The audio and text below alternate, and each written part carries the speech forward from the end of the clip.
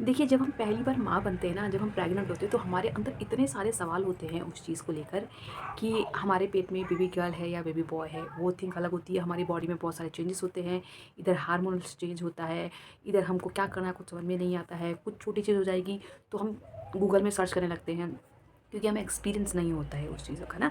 तो आज मैं आपको यही चीज़ बताऊँगी बहुत ही ईज़ी शब्दों में। प्लीज़ अगर आप ये वीडियो देख रहे हैं तो पूरा देखिएगा, क्योंकि इस वीडियो से आपको हेल्प मिलेगी और समझ में भी आ जाएगा कि मैं क्यों कह रही हूँ।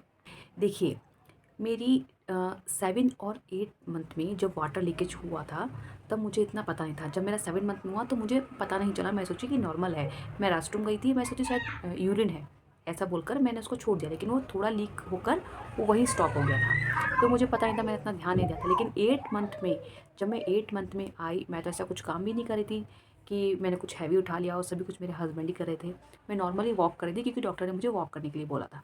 तो जब मेरा वाटर लीकेज हुआ ना 8 मंथ में, तो मैं रेस्टरूम गई थी। तो मैं रेस्टरूम जाकर जब मैं यूरिन करके जब उठी ना, तो मुझे ऐसा लगा कुछ गिरा। तो बाद में मैंने चेक किया, मैं आपको क्लियर बता रही हूँ, मैंने हाथ में देखा तो वाटर जैसा आया, मैंने टिश्यू में देखा, मेरा टिश्यू थोड़ा गीला हुआ। बाद में मैंने सोचा शायद ऐसे लीक हुआ है, लेकिन फिर मैं दोबारा जब रेस्टरूम जाकर आई, वो फिर लीकेज हुआ तो मैं डर गई।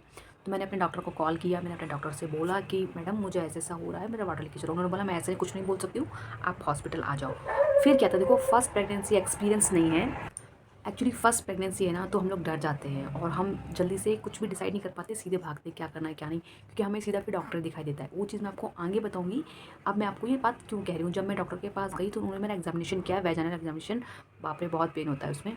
बाद में उन्होंने चेक किया, तो जिसमें जो बच्चा रहता है एमनियोटिक फ्लूइड के अंदर, वो मेरा लीकेज नहीं हुआ था, एक नॉर्मल ही वाटर डिस्चार्ज हुआ था।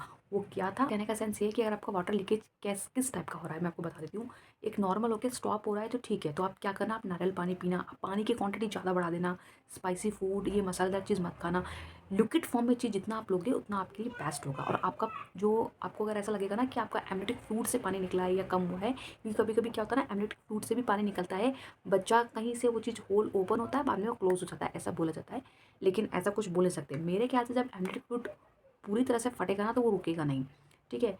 फिर भी मुझे डर था तो मैं डॉक्टर के पास चली गई। लेकिन मैं आपको बता दूं अच्छे से, अगर आपको लग रहा है आपका वाइट डिस्चार्ज वाटर लीकेज हुआ है, जो होकर स्टॉप हो गया है, फिर होके स्टॉप हो रहा है, तो उस समय आपको क्या करना है, प्रॉपर रेस्ट कर लेना है। बिल्कुल आप बिस्तर पे लेट जाओ, ट्राई करो बिस्तर पे लेट जाओ, उसके बाद कुछ भी ऐसा काम मत करना।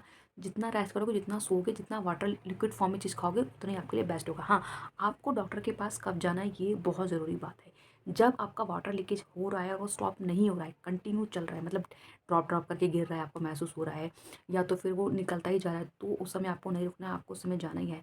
लेकिन मेरा क्या था ना, 7 मंथ में हुआ, फिर 8 मंथ में मुझे वही हुआ, लेकिन 8 मंथ में मैं डॉक्टर के पास नहीं गई। मैं आपको सच बोल रही हूँ, क्योंकि मुझे पता था वो फिर मेरा वेजाइनल एग्जामिनेशन करेगी और मुझे काफ़ी पेन हुआ था उसमें, और मैं डर से गई भी नहीं। लेकिन कुछ नहीं हुआ थोड़ा, तो मैंने क्या किया ना, मैंने नारियल पानी पीना स्टार्ट किया, लिक्विड फॉर्म में चीज़ लेना स्टार्ट किया, फूड्स में जिसमें वाटर है वो लेना स्टार्ट किया, और प्रॉपर मैं रेस्ट करने लगी।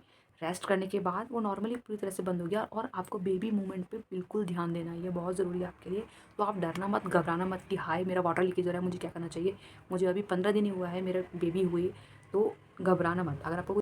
और ये वाटर लीकेज क्यों होता है, हम कभी कभी सोच में पड़ जाते हैं, क्योंकि कभी कभी क्या होता है ना, जो हमारी बॉडी में हार्मोन्स जिसकी वृद्धि हो रही है, जो एस्ट्रोजन होता है ना, उसका उत्पादक ज़्यादा होने लगता है, जिससे क्या होता है ना, वाटर लीकेज होता है, क्योंकि बॉडी में कई सारे चेंजेस होते हैं। तो हमें ना घबराने की ज़रूरत नहीं होती है। लेकिन फर्स्ट प्रेगनेंसी जिसकी भी है, वो लेडीज़ डर जाती है, जैसे मैं डर गई थी। तो घबराना मत, प्रॉपर रेस्ट करना, वो काफ़ी बेस्ट रहेगा आपके लिए। लेकिन अगर ज़्यादा आपको लग रहा है कि वाटर रुक ही नहीं रहा है, कंटिन्यू हो रहा है, तो 24 आवर्स के अंदर तक आप वेट मत करना।